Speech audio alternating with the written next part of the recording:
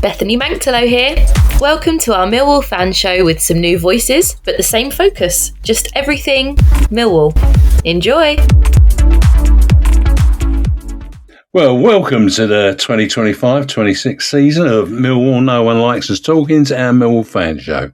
I'm your host, Eamonn Barclay, and I'm excited to kick off with a hoot of a gang on the show tonight, the fantastic No One Likes Talking team of Steve Warren, hello. Hello, Eamonn. George Lampey, hello. Hello, Eamonn. And Jeff Burnige. What a warm welcome of a hello to you too. Hello, Eamonn, and everyone at home. That's nice. A warm hello to all our listeners as well. Not everybody likes them, but they don't care. Well, we do, and we're pleased to welcome a guest this evening, and there are numerous engaging Millwall topics to discuss during these exciting and sometimes bewildering times. First, 3 personalised signed Brian King biographies of the Lions King have been won. The offering is led by the one and only Jeffster Burnige. Once again, the 3 winners were drawn from an amazing number of correct answers.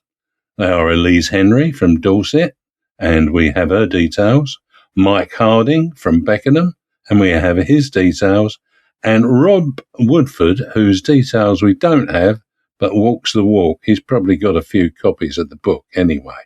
We will hear from you soon, I'm sure, Rob. But Jeff's got another question for you tonight, which will attract the same response. Another 3 books of The Lion's King that he's purchased, and he will be sharing them with you. Jeff, over to you with your question. Which former Millwall player, still playing in the EFL, had a pop singer as a parent? That's wonderful. Send your answers to nolutalking@gmail.com. That's NOLUTALKIN@gmail.com. Hi, this is Jess Tuffield from G&M Motors. Operating from a modern and purpose-built facility in Milton Road, Gravesend, G&M Motors offers a complete range of new Honda cars and services. As well as new Hondas, we have an extensive range of used cars, including ex-Motability cars from a variety of manufacturers. Specialising in new Honda cars, G&M Motors has been retailing quality new and used vehicles to the people of Kent and South East London for over 4 decades. We have been a Honda dealership since 1972 and are the country's longest serving supplier of this renowned mark. Conveniently sited just 2 miles from the A2, 10 miles from the M25 and Dartford Crossing, visitors to our showroom are assured a warm welcome from our experienced and friendly staff. Our facilities include an on-site workshop capable of providing full vehicle servicing and repairs, as well as an extensive parts department offering genuine Honda parts and accessories. The expertise of our skilled mechanics is not limited to just Hondas, but extends to most makes and models of motor vehicles. Whatever your motoring needs, visit us at G&M Motors today. The newly extended hours of our G&M headquarters means that you can contact us from 8 a.m. till 6 p.m. on weekdays and 9 a.m. till 6 p.m. on Saturdays. To contact us, call us today on 01474 365 026. Thank you, Jess. Debbie Julian's here. Don't forget to call Jess on 01474 813562. G&M Motors have been dear friends with the Julians family for over 4 decades now. From my dad Lenny to me, Debbie, Lions together. I'm your host, Eamonn Barclay, and with me I have the No One Likes Talking team of George Lampey, Steve Warren and Jeff Burnige. A big thank you to our sponsor, G&M Motors. Our Portsmouth-born guest, actually we like Portsmouth this week because they done us a bit of a favour, didn't they? Well, anyhow, he signed for Southampton from non-league Waterlooville in August 1991 after struggling to secure regular first-team football. He joined Oxford on loan in February 94 and then made the move permanent he became a fan's favourite at the Manor Ground. Then Fulham signed him in the summer of 1997 to bolster their promotion bid, and he remained until 1999. In June 1999, he transferred to Millwall for £150,000, earning admiration for his tough style and scoring 26 goals in 69 appearances, helping secure a Division 2 title. In September 2001, he returned to Oxford, initially on loan, then permanently, we got the money back as well, for £150,000. He briefly played for Aldershot Town and Gospel Borough before retiring to injuries.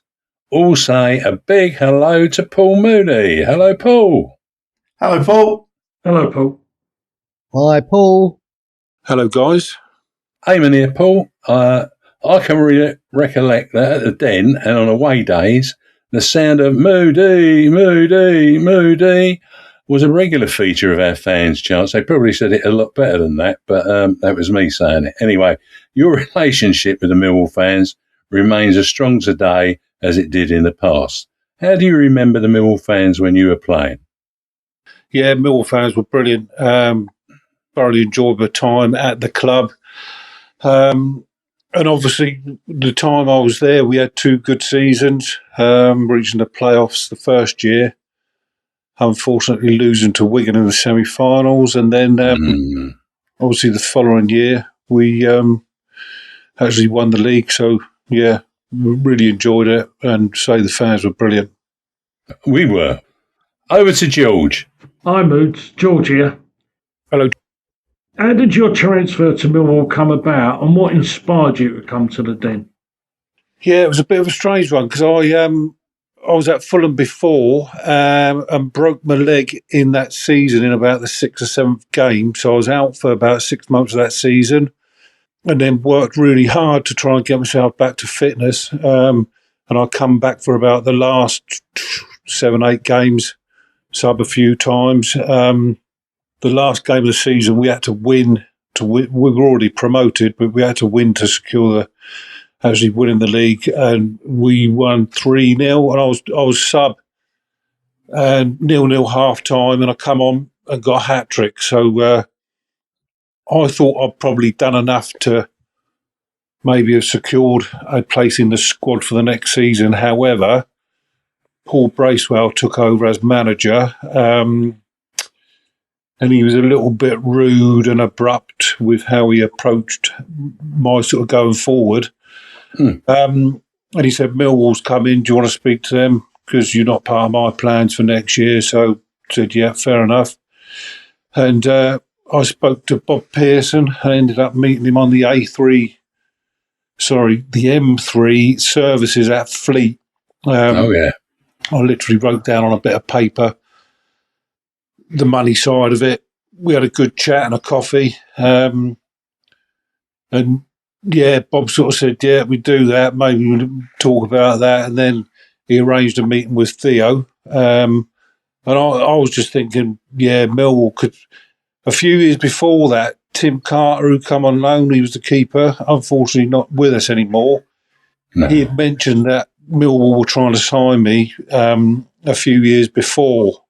However, it didn't happen. So now I thought, yeah, good club, good fan base, new challenge. So, yeah, now I was thoroughly looking forward to it. How did you find the quality of the staff facilities at Millwall in comparison to your previous clubs? Yeah, it was good, to be fair. I think they're still training at the same training place now, which is in Bromley, Beckenham. Correct me if I'm wrong, but yeah, right. It was. Everything seemed quite professional. So no, it was probably thereabouts. I mean, to be fair, Southampton, the first club, you couldn't fault them for bringing on like new players and young players, which I was a new player to the professional game at the time. So they were second to none, to be fair. Facilities not the best, to to probably what they are now. But no, Millwall was up there. So, no, it was a good base to work from. Hi, Paul. Steve here. Hi, Steve. Hi. That final day of 2000-2001 season at the Den, when we wiped out Oldham 5-0, was amazing. It sort of confirmed our first League Championship winners promotion since John Docherty guided Millwall to the top flight for the first time in the club's history in 87-88, and we've not had one since. How do you remember that day? To be honest, I don't remember a lot about it. You just forget things, and I just remember after the game going around the pitch and just sort of trying to take it all in, walking around there. All the fans were singing and obviously having a great time, celebrating our win. So, no, it was an unbelievable day.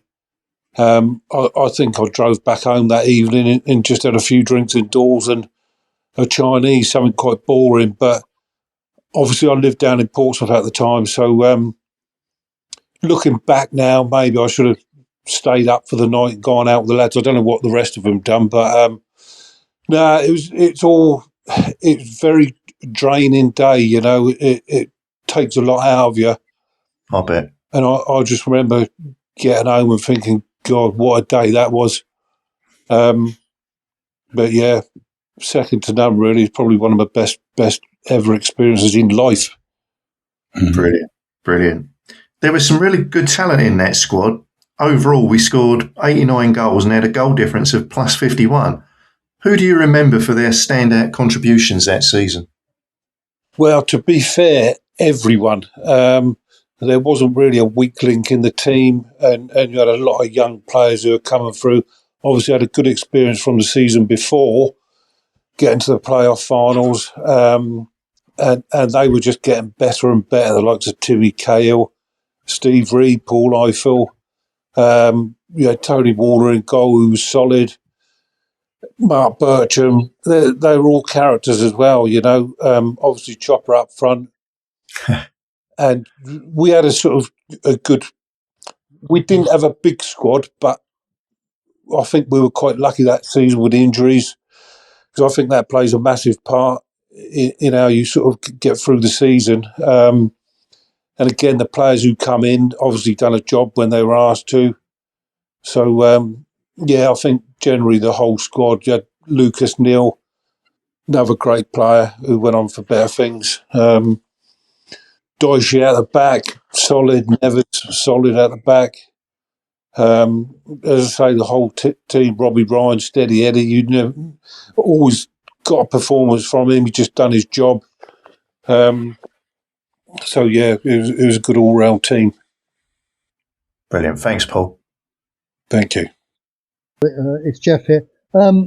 Yeah, I think I'm right in saying I think that the management was Rhino Amaka when you joined. Is that right? Yes. Yeah, and you mentioned Bob earlier, and obviously he was largely responsible for the recruitment side, and you mentioned some very good players there, and that was coming to the end of the great Bob Pearson era, but I remember that very, very well indeed. But what I'd like to know is what your thoughts are on the current season, because I know you keep an eye on what's going on. What are your thoughts on their performances and any individuals in the team that stand out for you? Yeah, that's an interesting question. I mean, if you said at the start of the season we'd be up in that position, I don't think many people would have believed how well we've done. Although we've had a couple of games, Portsmouth game at home, which you expect us to win, the Blackburn game at home. I mean, if you give us 6 points from them, we'd have more or less sort of secured, well, not secured, but in a lot better position for that second spot.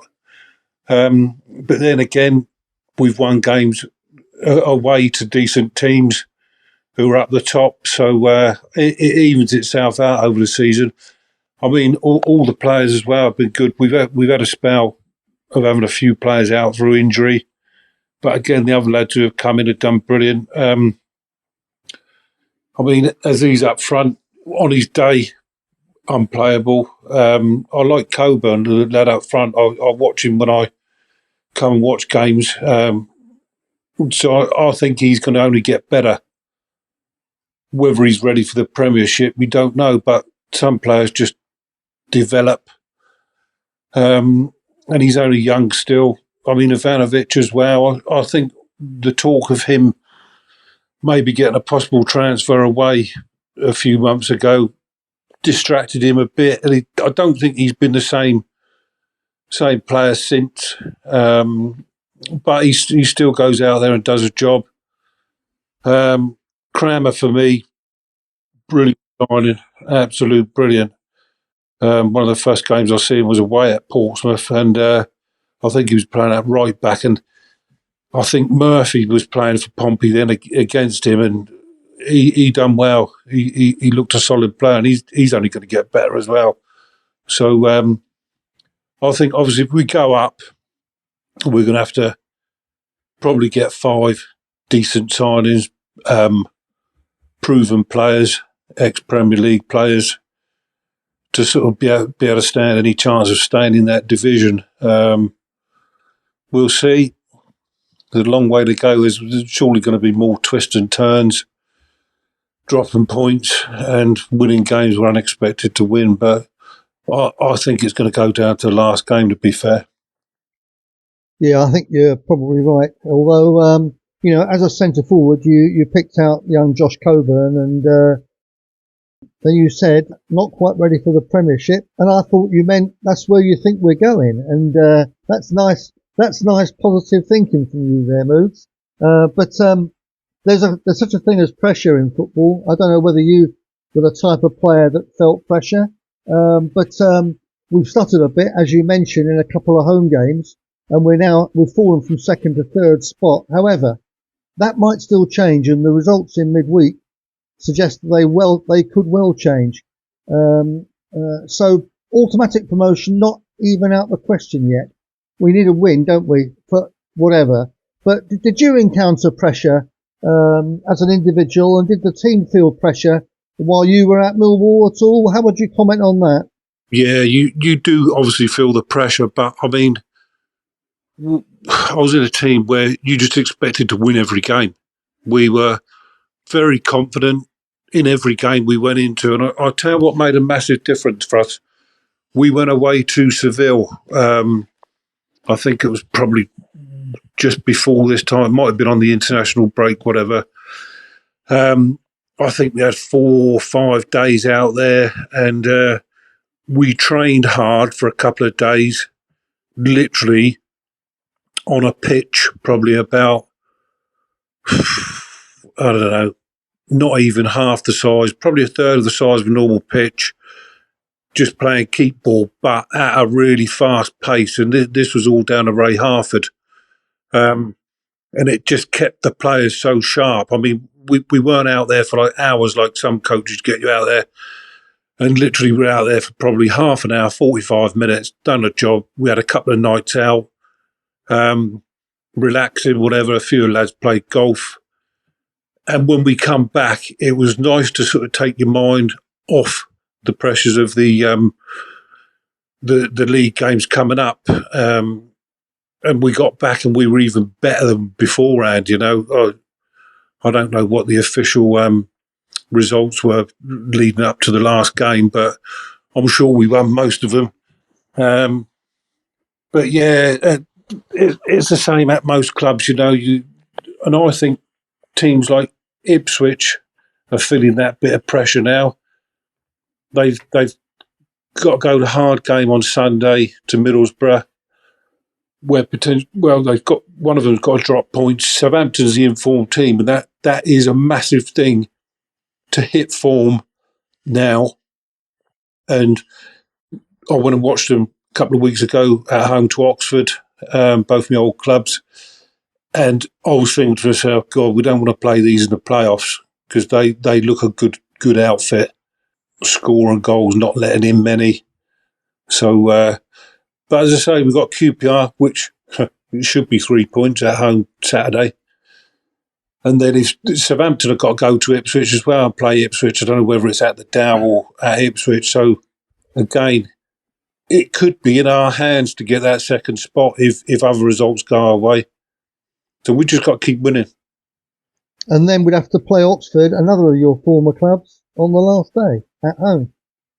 Exactly. But I'm still trying to get tickets for that. I'm hoping Brian Horn's going to sort me some out, but he hasn't got back to me a couple of times. So, I want to come up and watch the game. And I think being both my old clubs, it could have a bearing on Oxford because they're scrapping down the bottom. So I think it could be one of them really nervy games for both sides. Just before the others might want to ask you something else, Moods, but you mentioned a very unsung hero of Millwall in the last 25 years, Ray Harford, and you spoke highly of him. I had the greatest admiration for him, and he was taken far too young, wasn't he? But he was important in that season, wasn't he? He was massive. Mark McGee was the absolute brilliant at man management, and I think man management is probably 80% of being a decent manager. Know how to treat your players, get the best out of them. But Ray Harford had all the tactical nous, and I mean, he'd done it before with Blackburn, winning the Premier. He was no mug, and literally from when he come in, he set us up playing a certain way.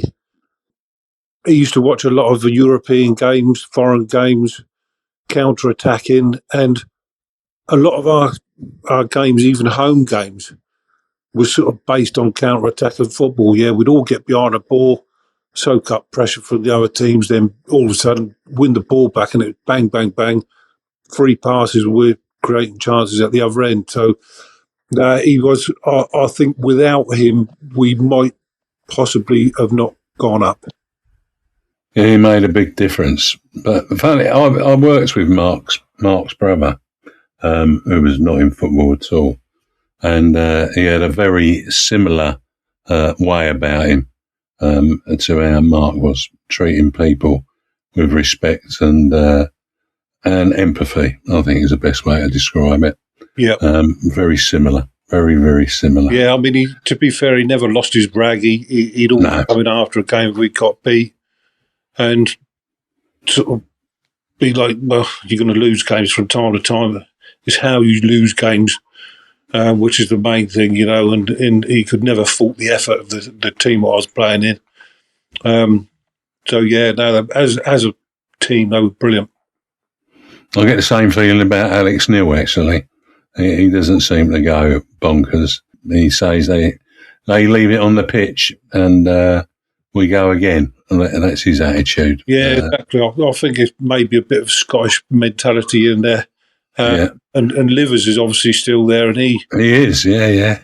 He's been there for a few years now, so he knows the club, knows the players and fans and whatever. So, yeah, it's a good partnership. But as I say, at the start of the season, I don't think anyone would have expected us to be where we are now. Maybe pushing for the playoffs, but it's amazing, and we're ahead of the plan, which is great. It does make a difference when we're in that position and not having a struggle at the beginning of the season and wondering where we're going to be. Yes, but Oxford might be all right as well if West Bromwich Albion get the points deduction that's being touted at the moment. Yeah, I mean, they wouldn't want to rely on that. I mean, they've hit a good bit of form.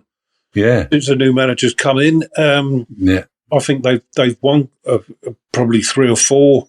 Yeah, and drawn a few of their last 6 or 7 games, so they're picking up points. I mean, I think Leicester are in trouble desperately, and West Brom, even without the points deduction, trouble. So again, it's just having the bottle at this time of season and putting a little run together. As I say, 3 points make such a difference, and Pompey as well. My own club, they've pulled out a couple of massive wins the last few games. Yeah, beating Ipswich, which done us a massive favour. Did. But it's strange because we were talking before the game, lads at work and whatever. They're obviously Pompey fans. was saying to me, it could go any way this time of season. The top teams are getting a little bit of pressure, whatever. Bottom teams are fighting for their lives. So, it's an exciting time of season. Tis. While you're there, I'm just going to ask Jeff a question because I know he goes on all the Beanos and things like that. So that night that Moods didn't go off with you lot gallivanting round the Old Kent Road and that, where did you and Theo end up? I went home for a quiet night in. What do you? Can I believe that? We don't believe you, Jeff. I'm more interested in pointing out that I did not go on the Seville trip. I helped pay for it, but I certainly never went on it. That was a hell of a shame. But they do nice oranges out there, you know, Jeff. You missed something there. Yeah. I've always wanted to go to Seville as well, so maybe it'll be another opportunity. You could go and have a look at the barber of Seville. He might help you out. You know what I mean? Anyway. Look, before you leave us, Paul, we have Ted's Prediction League. Ted is one of our team, but he's absent tonight. So here are 3 matches he selected, and we want your score predictions. So the first one is inevitably Millwall versus QPR. What do you reckon? Yeah, I think it's about time we beat someone 4-5-6-0. And I think that could be this weekend. I do hope. So I'm going to go 5-0. Well, I think that's tremendous. And I'm sure George in his box will now use that as his prediction, having heard that from you. Let's hope you're right, Paul. Yeah, let's hope I'm always wrong with my predictions. So, I've gone for a 3-0, but there you go. How about Hull versus Birmingham? Hull and Birmingham, again, that could go anyway. I'm going to go for a boring 0-0. A 0-0. Okay. And then last but not least, that game that you mentioned earlier, Ipswich at home to Middlesbrough. Well, I think after Ipswich's performance against Portsmouth the other night, a lot of the fans were saying they didn't turn up. Yeah. So I think the manager's going to give them a good whatever, he's going to sort them out. And I think they'll win 3-0. I was surprised. I looked at the stats and one of George's favourite players, Jack Clark, who he reckons is the best player in the division, got a 3.4 on the stats. And I thought, oh dear. They must have been in a bad place that day. Yeah, I don't think they had a shot on target. No. So, no. Yeah, but as I said earlier, the results, you can't predict them at this stage of the season. They're so difficult. Everyone's beaten everyone. But I do think the only team at the moment who's looking dangerous is Southampton. Yeah, I think everyone's tinkered on Southampton as being the problem side for us. Coming up on the inside rail, I think we use the term. They really have. But then again, they was on that inside rail when we played them down at the Den, and they hadn't been beaten for God knows how many games. And lo and behold, we had such a tremendous game and beating them by the odd goal in 5. And some incredible goals. Sturge, Kramer, well, they were just out of this world. So perhaps we can do it again. That would be nice. And we drew down at Southampton as well, just before they kicked off into this quite a massive run. I was going to say, there's some teams who you just can't get results out of. Yeah. I mean, Wigan was one of them teams for us for a couple of years. But then again, there's other teams, like you say, who you just seem to, the way they set up against each other, it seems to suit us. So hopefully we don't draw them, and hopefully we get automatic. But wonderful, there's going to be some twist yet. Yeah. Paul, I was just going to ask you a question. Is there any of that old team that you played with you're still in touch with? Do you? Yeah, all of them. Really? WhatsApp group. Brilliant, isn't it? I mean, I don't generally say too much on there, but all the lads are always, every day there comes up something. they're putting funny pictures, and there's always a bit of banter between the group. So no, it's brilliant. But all the lads are doing well. I mean, Chopper's doing well, getting the management. Dyche's probably made enough money to retire on. I don't think he will. I don't think he will. No, he'll still be at it. I'm still trying to get more evidence of him eating worms, but there you go. He won't admit to that, but there you go. But everybody else says he does, or he used to anyhow. But no, he's having a great time, isn't he? Yeah. No doubt about it. He's had a really good time. No, fair play.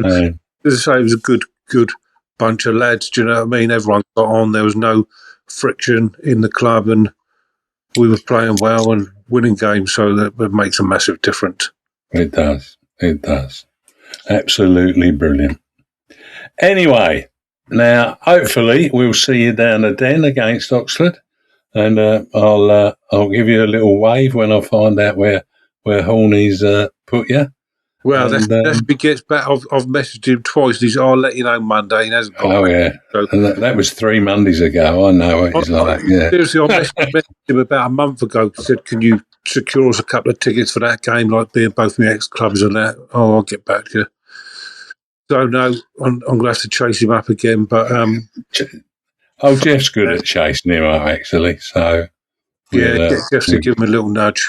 I'll get Jeff to get on to him.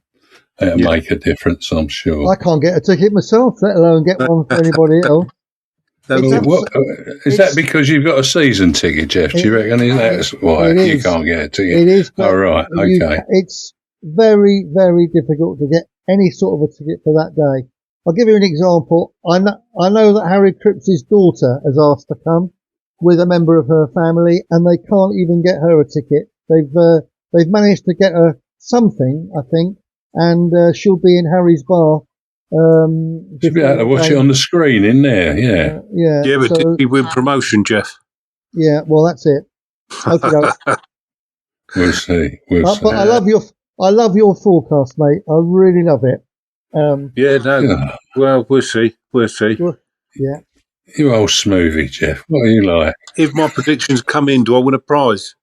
Yeah, if you get those 3 predictions right, old Ted will be sending you some Whitstable pearls. I think George and Steve have gone quiet because they're stunned at your prediction of 5-0. They probably haven't. I'm just hoping Moods is right. That's all. We live in hope. But the thing is, as I said before, we're playing well against teams most weeks, and we haven't really battled anyone yet. No, we ain't. It's got to come at some point before the end of the season. So I'm going for this weekend. Yeah, and we're with you all the way. There you go. You wait till you hear our forecast later in the show. There you go. Thanks for those predictions. Yes, you could win a prize. But Paul, very many thanks for joining us. Wishing you and all your family all the best. Until next time, it's bye for now, Paul. Yeah, it's been brilliant being on here. Always like reminiscing. Be fair, I don't really talk football to people. I'm at work with builders and stuff, and they talk other shit. So no, it's very rare. And you don't think we do? Yeah, generally most people do, but no, it's good to reminisce about old times. It is. Yeah, it is. Yeah, it's great. Great. Good to speak with you, Paul. Have a good one. Thanks for having us on, and speak to you guys later. Yeah, will do. Take care, my friend. Bye. Thanks. Bye-bye. Cheers, Moods. Thanks. He sits in my memory with the goals he scored very high. I can see him putting a header in at Cambridge from a Paul Eiffel cross. Some of those cracking goals he put together were exceptional. But for now, we'll take a break and hear from Harvey Brown.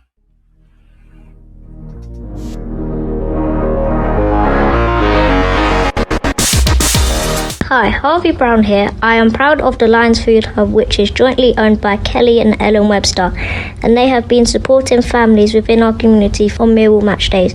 If you would like to donate to them, they have a match day donation hub by the SE16 bar at Coldblow Lane, end of the ground. where they accept any food or money and toiletry donations. If you can help, any donations will be received with thanks.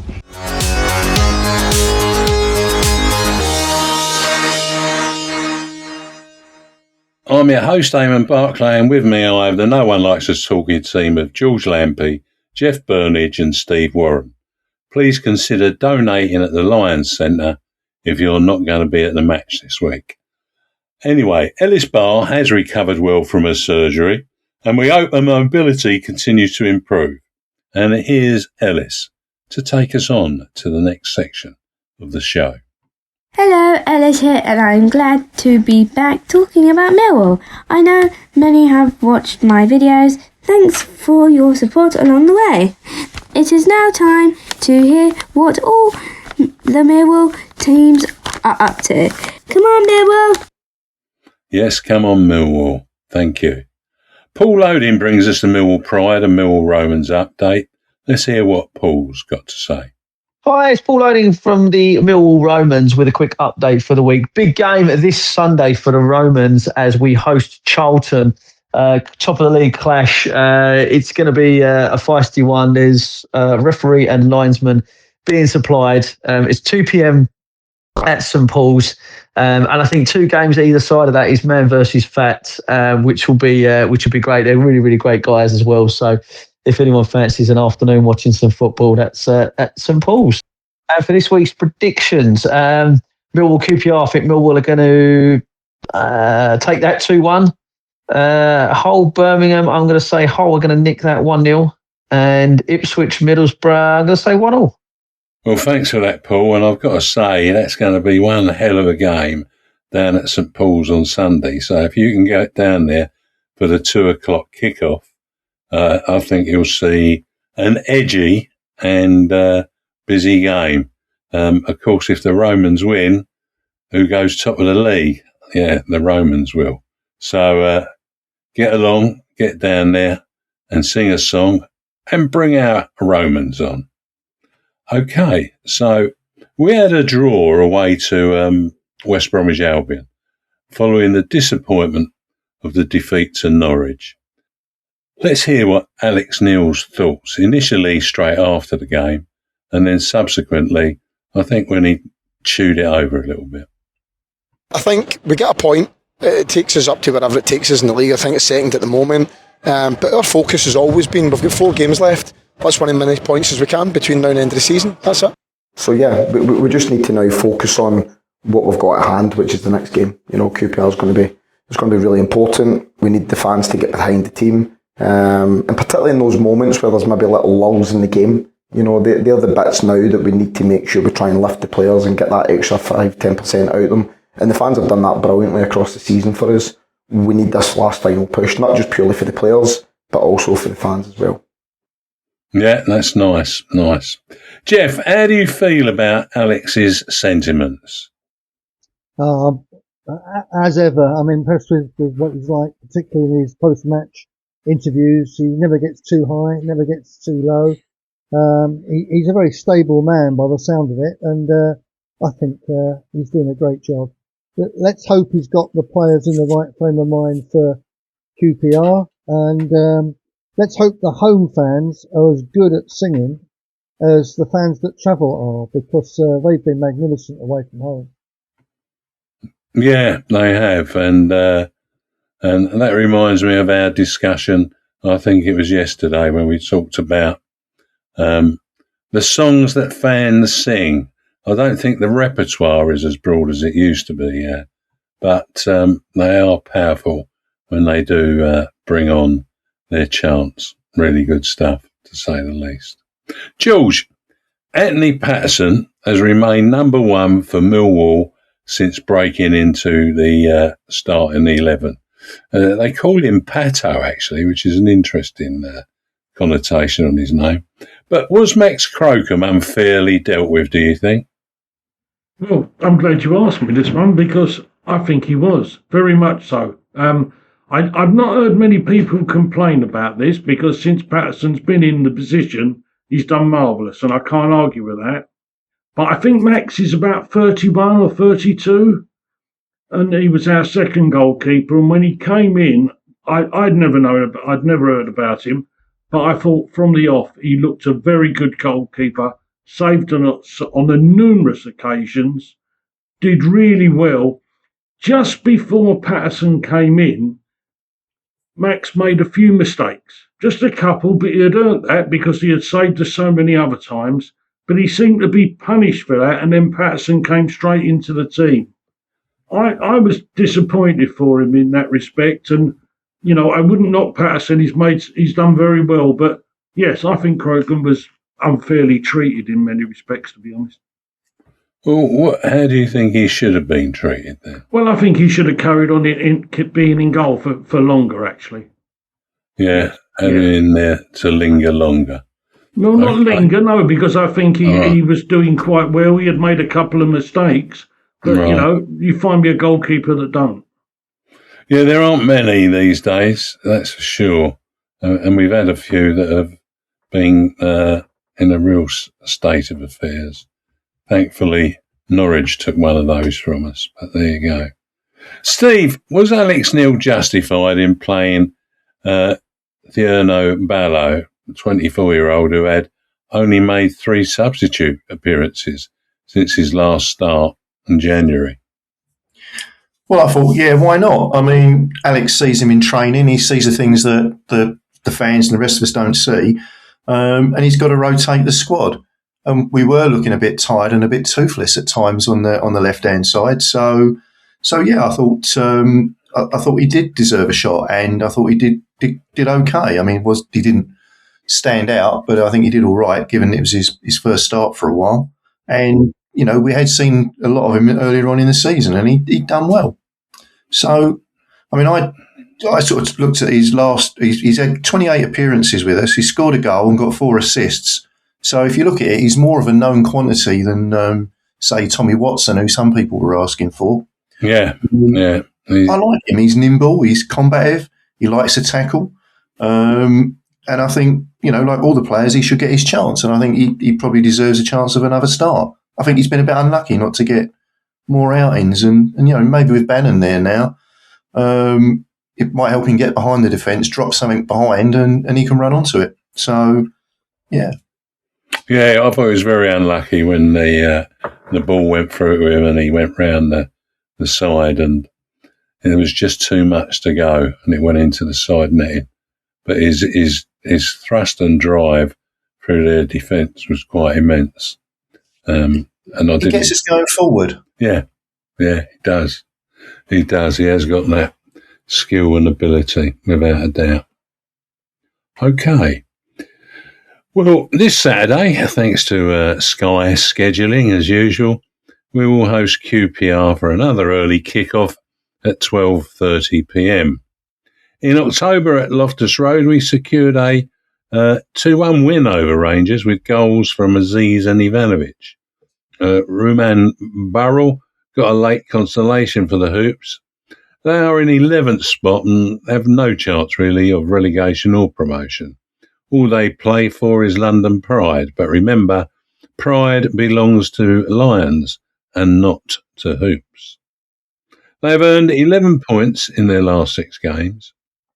We have lost twice, drawn twice, and won twice in our last 6 matches.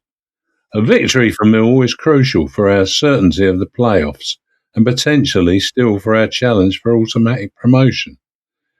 QPR fan blogs reckon their team is up to smash our promotion chances.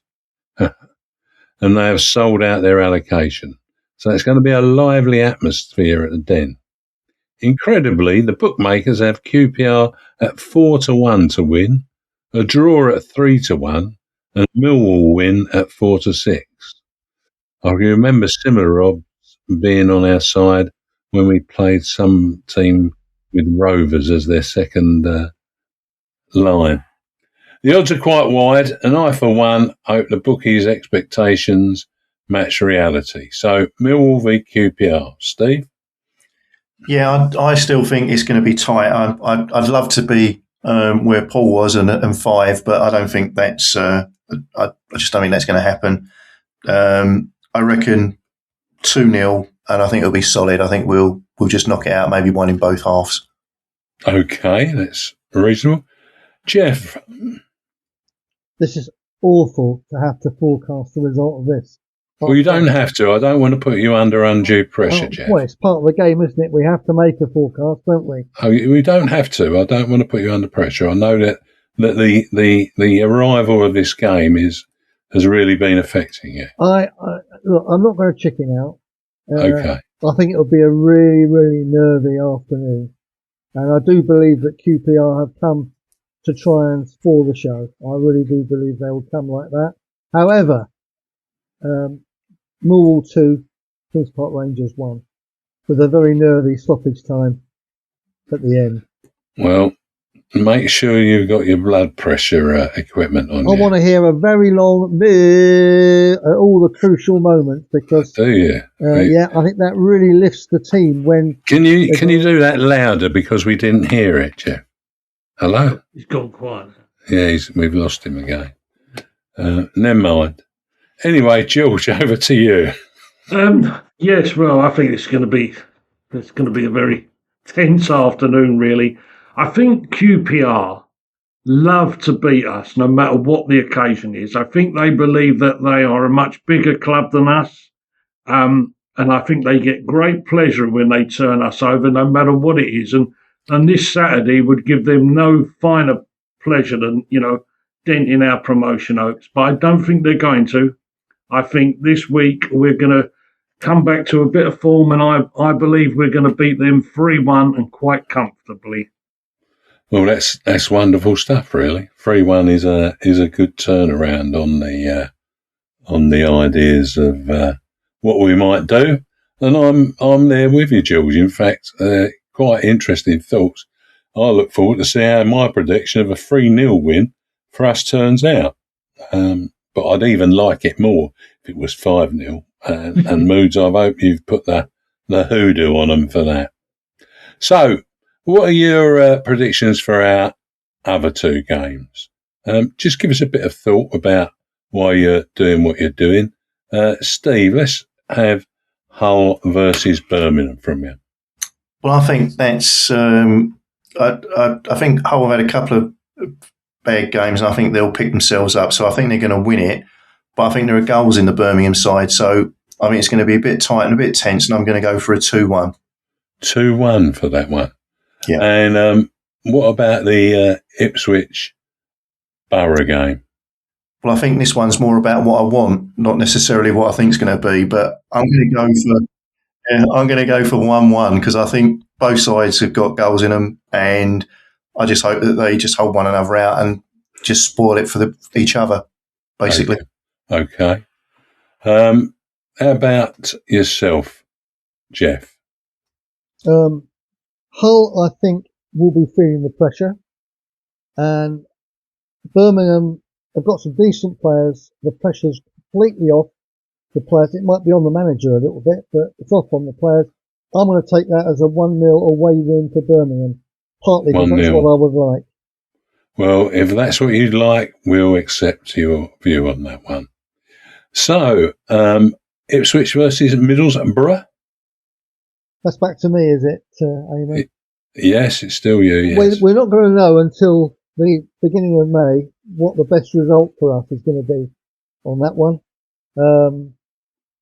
But I think they will slug it out and cancel each other out as well. I think that's a good prediction, 1-1. But just to be different, I'll go for 2-2. Ipswich 2, Middlesbrough 2. 2-2, the Lily White Boys, all dressed up in green. Ho, ho, yes. Otherwise known as a Desmond. That's a Decker, isn't it?